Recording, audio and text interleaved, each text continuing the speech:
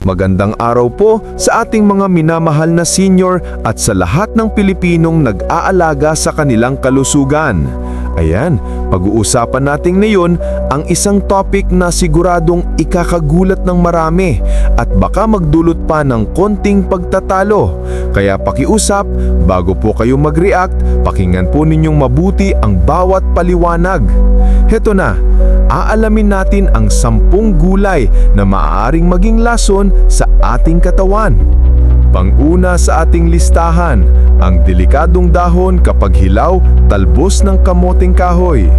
Marami pong nagtatanim nito at ang laman ay masarap gawing kamote Q o ilaga.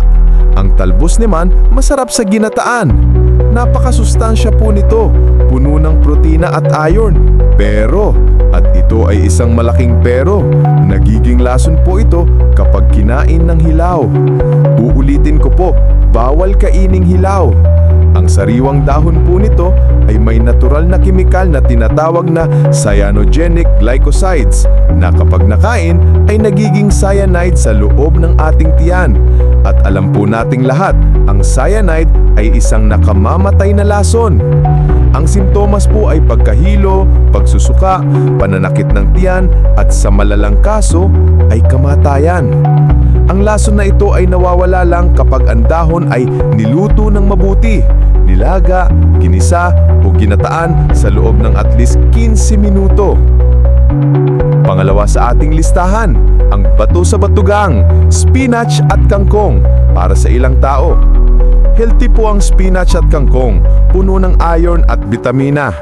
Ngunit para sa mga taong may history na ng kidney stones o bato sa dato, ang sobrang pagkain nito ay maaaring maging lason.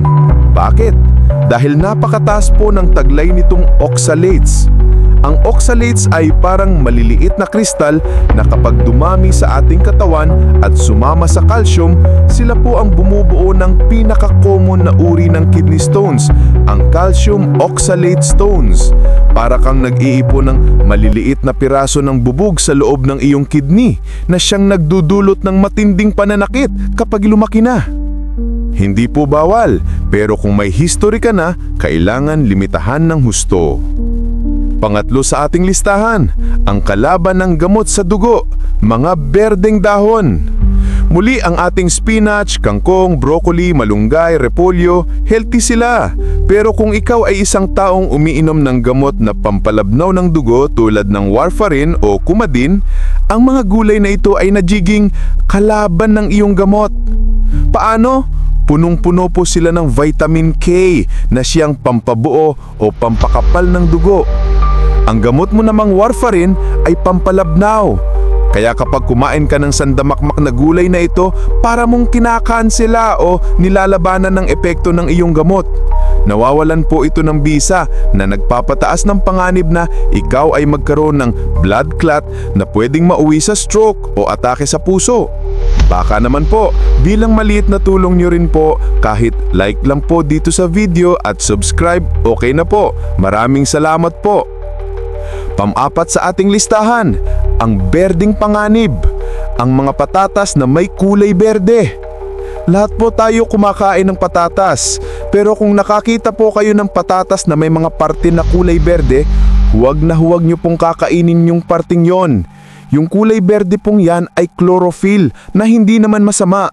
Pero ang pagberde ng patatas ay isang senyales na na-expose ito sa araw at nagsimula na itong gumawa ng isang lason na tinatawag na solanin. Ito po ay isang neurotoxin na sa maliit na dosis ay nagdudulot ng pananakit ng tiyan, pagsusuka, pagtatae, pero sa mataas na dosis ay maaaring magdulot ng lagnat, pagkahilo at maging kamatayan. Ang lason na ito ay nawawala lang kapag ang dahon ay niluto ng mabuti, nilaga, ginisa o ginataan sa loob ng at least 15 minuto. Panglima sa ating listahan, ang nakakapaso sa bibig at lalamunan ng hilaw na gabi. Masarap po ang laing at sinigang sa gabi. Ang gabi po ay napakasustansya, pero ang lahat ng parte nito, ang dahon, ang tangkay at ang laman ay lubhang makati at nakalason kapag kinain ng hilaw o hindi nalutong mabuti. Ito po ay dahil sa sandamakmak ng maliliit at parang karayom na kristal na tinatawag na calcium oxalate crystals. Kapag kinain mo nito ng hilaw, para kang kumain ng 1,000 maliliit na aspili na tutusok sa iyong bibig, dila at lalamunan. Magdudulot ito ng matinding pamamaga, pananakit at hirap sa paghinga. Kailangan itong pakuluan ng matagal para masira at matunaw ang mga kristal na ito. Pang-6 sa ating listahan, ang nagpapasabog ng tiyan, mga hilaw o kulang sa lutong beans. Kasama na dito ang ating paboritong red kidney beans at iba pang klase ng beans na tuyo. Hindi po sila pwedeng basta ibabad lang at kainin. Kailangan po silang pakuluan ng matagal hanggang sa lumambot. Bakit? Dahil ang hilaw o kulang sa lutong beans ay may taglay na isang uri ng lason na tinatawag na phytohemagglutinin. Kahit konti lang po nito, sa loob ng 1 hanggang 3 oras ay magdudulot ng matinding pagsusuka at pagtatae na parang sumasabog ang iyong tiyan. Ang paraan lang para masira ang laso na ito ay ang ibabad at pakuluan sila ng husto. Pang-7 sa ating listahan, ang nagpapahirap sa mga may thyroid, ang sobrang daming hilaw na repolyo. Ang repolyo, broccoli at cauliflower ay napakaganda sa kalusugan. Pero para sa mga taong may hypothyroidism o kulang sa iodine, ang pagkain ng sobrang dami at hilaw na mga gulay na ito ay maaaring makasama. Bakit? Dahil sila ay mga goitrogenic foods.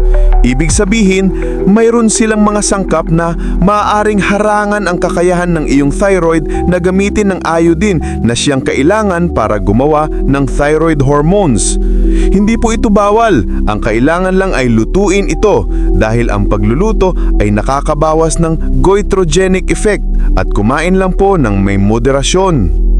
Pang-8 sa ating listahan, ang nagpapasakit sa mga may GERD, ang kamatis.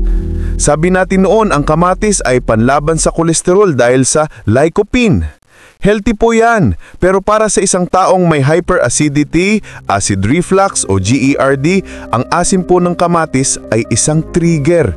Ito ay parang pagbuhos ng suka sa isang sugatang sikmura. Magdudulot ito ng matinding pananakit, pag-akit ng asido at heartburn. Muli, ang lason po dito ay nasa kondisyon ng tao. Kung wala kang GERD, kumain ka ng kamatis. Pero kung meron ka, kailangan mo itong limitahan ng husto. Pang-9 sa ating listahan, Ang nagpapalala ng arthritis. Para sa ilan, ang mga nightshades. Kasama po dito ang kamatis, talong, patatas at mga sili. Para sa karamihan ng tao, healthy po ito.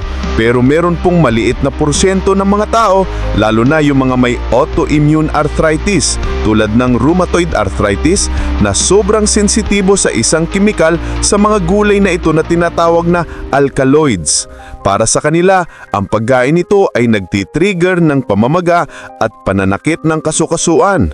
Hindi po ito para sa lahat, pero kung napapansin mo na tuwing kumakain ka ng talong o kamatis ay sumasakit ng iyong rayuma, baka isa ka sa mga sensitibo dito. At ang pang-10 sa ating listahan, ang peste sa balat ng gulay. Ito po ang lason na wala mismo sa gulay, kundi nasa balat nito, ang mga pesticides. Marami pong magsasaka ang gumagamit ng chemical para protektahan ng kanilang mga pananim.